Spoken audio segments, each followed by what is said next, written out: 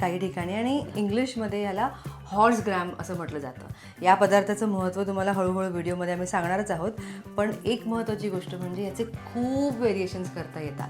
कुळीथ हे एक धान्य आहे आणि ज्याबद्दल कोकणात खूप जास्त वापर केला जातो. आणि त्याचसोबत तुम्हा सगळ्यांना ह्याची माहिती मिळावी अशी माझ्या मम्मीची इच्छा होती, म्हणून आम्ही हा पदार्थ तुम्हाला दाखवतोय. तर बरेच व्हेरिएशन्स करता येतात कुळथाचे.